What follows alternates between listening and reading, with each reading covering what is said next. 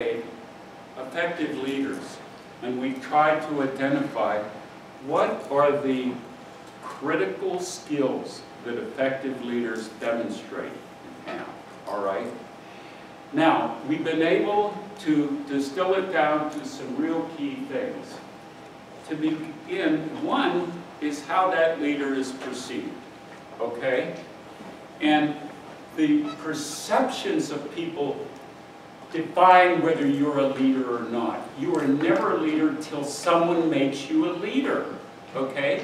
If I'm working with James and he's in the leadership role formally, he really is not a leader till I see him as a leader. And the same is true vice versa, or for you. Now, not only does your expertise and the way you carry yourself matter, but we reference principles, character.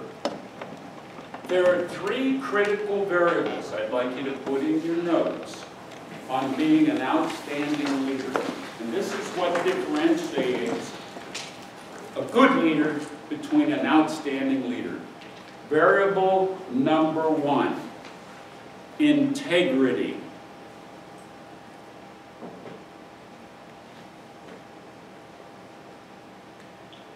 I'm not going to call on you, Aaron, don't worry. I'm looking up that way, but I'm not going to call on you.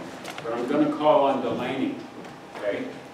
Delaney, what do you think we mean by integrity? I think having integrity means you're transparent, and means that you, kind of like you were saying earlier about democracy, and leading as though you want to be led, and leading and I guess demonstrating characteristics that you would want, that your people that are following you would want to have in themselves, and that you. I don't know. Well, and you're referencing when Walter said hypocrisy, that is the antithesis of integrity. Mm-hmm. Integrity is if I tell you something, you know it's accurate, at least to the best of my knowledge it is. Integrity is critical because if people don't believe you and don't trust you, you're going nowhere as a leader with them, all right? The second one is service. Service. Meaning, people will look at Hannah. I came up with it. They'll look at Hannah and they will gravitate to her if they believe in their hearts, she cares. She's more about what she can do for me than what I can do for her. Okay? And this is a critical principle that most people can say, oh yeah, I'm aware of that, but they don't demonstrate it. We do surveys of our clients. We've done this with thousands of people, and we'll say, tell us what you don't like about your supervisor or your manager or executive or whatever. And they'll say, well, they're hypocritical. Well, they don't communicate. Well, they're narrow-minded. Guess what their people say about them? The same stuff. So we're telling you that you may know this in principle, but if you don't practice it, you're not going to be a leader. Okay, so we've got integrity, we've got service, and then we have what we call character. All right? I didn't get your name. What is it? Mike. Mike. Mike, what do you think we're getting at when we refer to character? Maybe you just would be able to carry yourself and present yourself in the way that leaders are usually perceived. Okay, Anna, what do you think we mean by character? I would kind of echo that. Okay, all right, you're fine, fine. Okay, it's like Ida, what is it? Nita? Nita, okay, what do you think we mean by character? Being ethical and trustworthy. Yeah, and what you're all about. You and I may differ on a lot of things. You may have political inclinations that are 180 degrees from me. can still trust you completely and have tremendous respect for you if your values and your character are solid, okay? So that formula right there, and as I referenced a little earlier, we build that case in here with real life cases where we're illustrating. All right, so principles, obviously. Principle-based leadership is about your character. All right, now I'd like you to go ahead and take that form we just passed out. Put your name on it, please. And let me help you as we begin to do it. We're going to do it together. And put today's date on it. 16. Okay, 16. Okay.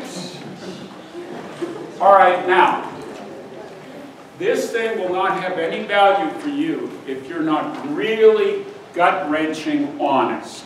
Now let me help you. It's going to ask you to evaluate yourself on 12 critical leadership skill areas. By the way, these are general areas. They're not behavioral, they're conceptual.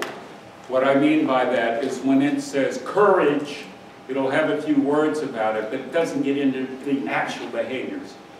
But you will know as we work our way through the definitions what we mean. Now what we want you to do, you're going to evaluate yourself. Try to stay away from threes.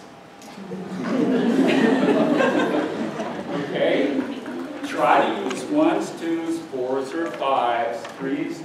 If it's absolutely a 3 and then you got no other, fine. So we want you to try and stay away from that one, Kathy. All right, now let's go ahead, and I'm going to come back and hit the stress thing yet. But let's go ahead and take a look at these. The first one, confidence. All right? Read the definition there.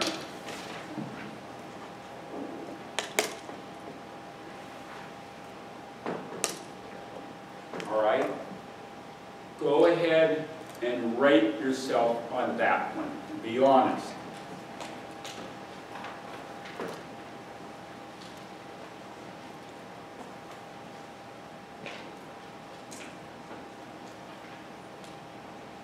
All right. Courage has to do with risk-taking. Okay? I'm not necessarily mean that, you know, you're going to go out and lead a battle or anything, but what we're getting at there is your ability to face risk, okay, and function and take action in the face of risk.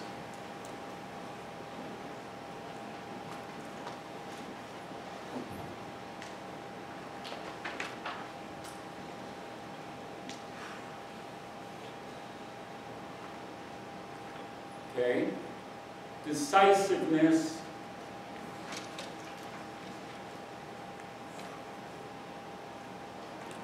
Says in a timely manner. And sometimes no decision is the right decision, okay? But it says timely manner to make a decision.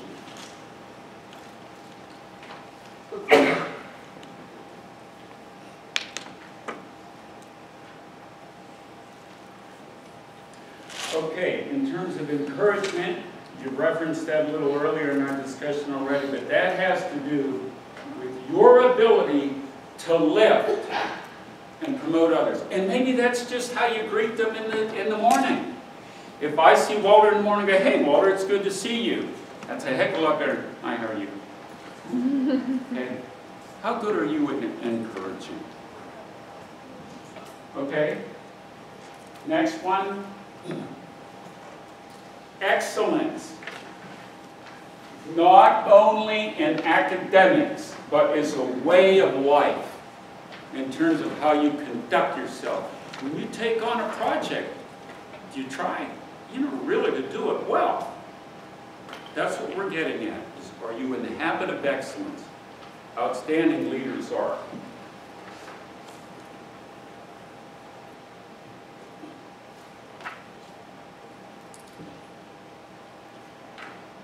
Foresight, thinking ahead. That doesn't mean you go through life responding all the time. That you, instead of reacting all the time, you proact, you think ahead. Now, let's face it, in medical school, you got an avalanche of stuff coming at you, okay? You're going to spend an incredible amount of time just juggling and trying to react to everything.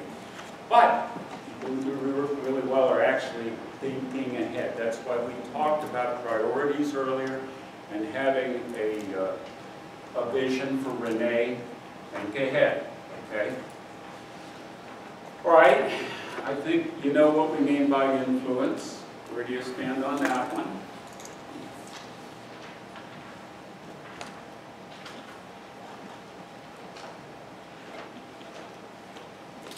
All right, you know what we mean by integrity now. Are your words absolutely concrete? If you tell me something, can I bank on it?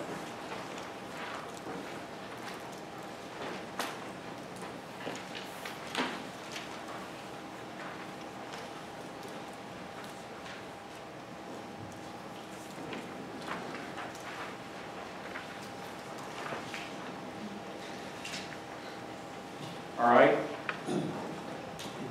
Annual reference listening report, and that's the heart of effective communications. Okay?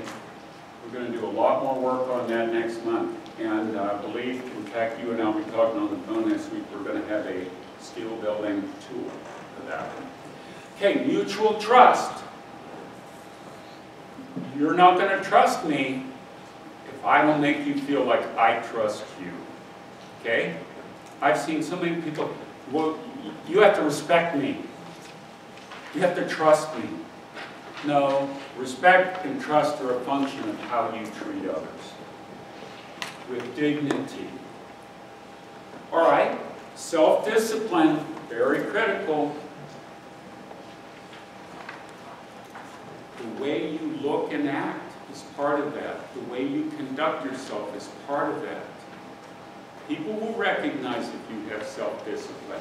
If you're in a leadership role and people don't think you have self-discipline, trust me, it's going to undermine their respect for you. All right, and then as we referenced earlier, service focus. This is the heart of what real leadership is about. You're stepping up to these leadership roles because you're responsible, because you care. That is how most leadership positions are assumed, believe it or not. The best leaders I've ever seen, particularly the women in corporate America, because they come with a couple strikes against them, not because they're women, but because they haven't had an opportunity to be in the leadership roles that men have. But when you see a woman who has this focus upon service, people recognize it. She'll begin to run rings around all of her male counterparts. Yes, sir? I was in the Army. I was a good soldier. The best general that I ever had was a female general. I'll tell you why. She would routinely come around and she'd walk into your office and go, "What can I do for you, Colonel? Anything I can do for you?" I was floored. Now, do you think she was doing that because she thought she ought to? She wanted to. She wanted to. That's right. Very genuine. All right, now, I'm going to have you talking with one another in a moment about this. You're going to pick someone here. If your best buddy's 2 rows down, you can go down, but you're going to probably pick the person next to you. But before I do that, I want to come back and touch on a couple things to lay the base for that discussion. Remember that as a physician and in the healing arts, it isn't a one-time intervention. If you're my physician and I got a real heart problem and you come and you say, "Oh, okay, well here we did this test and you got these issues and you take these pills," you're not doing your job. You better help me understand that what I'm putting into my body and the way I'm leading my activities in life and how I handle stress are absolutely critical. And if you can't educate me on that, you're really not doing your job. I may or may not take the medication. How many times do you think a cardiologist has had people come in who have real issues, and they talk to them about their diet, and they talk to them about exercise, and they give them the pills, and then 6 months later, they have to put stents in, or they got them back in the office. How often do you think it happens? It happens the majority of the time. If you're not impacting people's perspective on their health, you're not doing your job. Now, that means not only what they're eating and their exercise, it also means how they handle stress. Okay? Everybody deals with stress. I believe that stress is usually a function of being self-imposed. Okay? But Kevin here tonight knows a lot more about it than I do, and after the break in a few minutes, he's going to dissect it and give you some approaches. But the reason that I care very much that you be thinking about it in your leadership role as a physician and a healer is because you not only want to impact, you not only need to impact them on what they're putting in their bodies and not putting in their bodies, and how they're exercising or not exercising, but also their perspective on life, how they perceive the demands and challenges of life. And that is how they manage stress. All right, now, with these things in mind, I'm going to want you to go through your list now. I want you to pick one where you say, okay, I have a list of 12. The one I think is most critical for me to work on through the balance of this program is, you pick one, and I want you to circle the number next to it, please. You may say there are 3 or 4. I don't care. You pick one, circle it.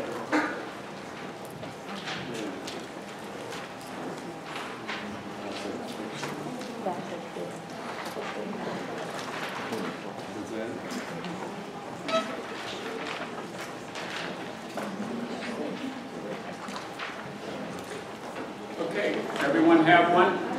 Daniel, did you pick one? Okay. All right, now here's what I want you to do. I want you to get the person next to you, okay? And if you don't have anyone next to you, you can use me. And I'll tell you what mine is. Okay? I want you to just take 5 minutes, and I want you both to share it. Well, this is the one I chose. Here's why I chose it. And here's what I'm hoping to do that's going to help me be better with it. I'll give you 5 minutes to do that.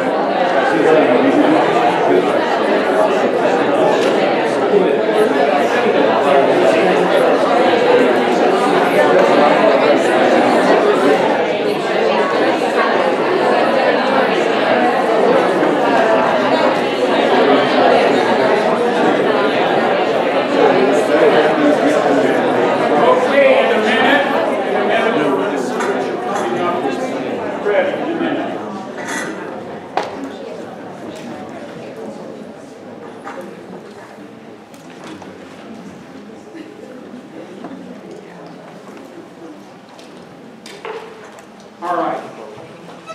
Now, to begin with, you have now a little bit of direction, okay?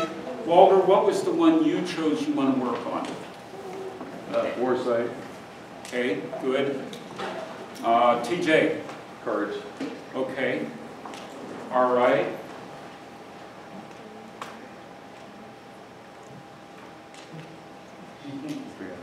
Yeah.